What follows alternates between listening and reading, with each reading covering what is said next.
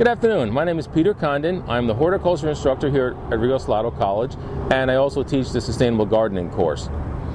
What's the first thing you do when you get into your car? I hope you put on your seatbelt, and that's basic driving safety.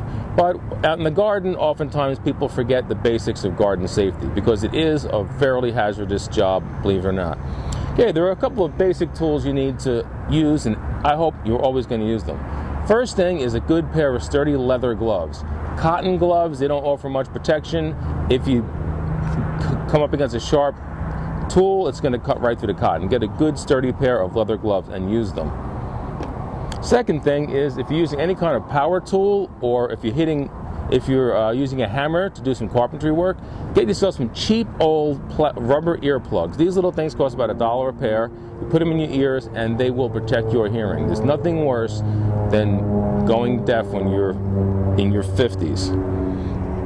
Next thing is a good pair of safety glasses. Now these ones fit over my eyeglasses, but you can also get the fancy ones that are shaded, or if you don't wear glasses, you can get the really cool looking wraparound ones. These are important for many reasons. A, if you're working with a string trimmer or a lawnmower or any kind of striking device like a hammer or a sledgehammer, you can shoot off little pieces of steel from that.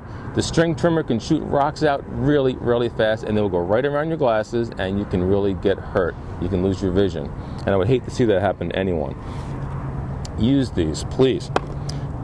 The next thing you need to know is wear a good pair of sturdy closed-toed shoes. Now sneakers, I guess, are okay, but if you come across a rock like this, you dropped it on your foot. If you're wearing a good pair of work boots or some sturdy hiking boots, you might get a bruised toe. If you are wearing these, you're going to the hospital. Don't wear open-toed shoes in the garden, please, whatever you do. Next, keep your tools nice and sharp. That will save you repetitive motion injuries, carpal tunnel syndrome, for example. If you've got a really sharp pair of pruners, you can slice right through twigs and small limbs. If they're dull, you've got to use a lot more pressure on there. You can slip and you can get hurt even worse.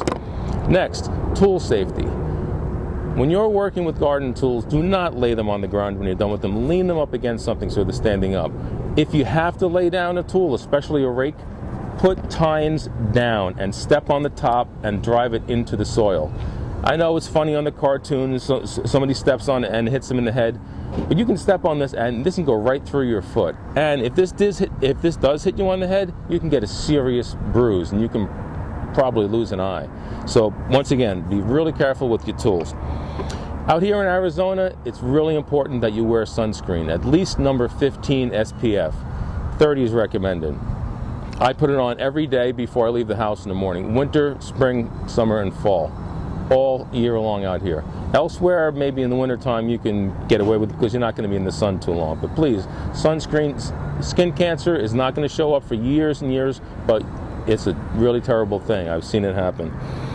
Next, one other thing out here in the desert, we've got something called valley fever. Valley fever is a fungal pathogen that's born under the soil. So when you're turning over the soil, it's really hot and dry, dust forms. Wear a good dust mask. Not just those little cheapo ones. Make sure that it says N95 at least. That's a rating by the Institute of Occupational Safety.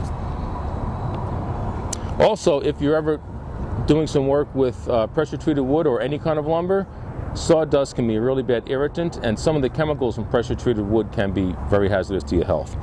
So to wrap it up, garden safety, good pair of gloves. Oh, forgot to mention a wide brim hat. This will protect your eyes, the back of your neck, your ears, and it'll make your work out in the garden much more comfortable.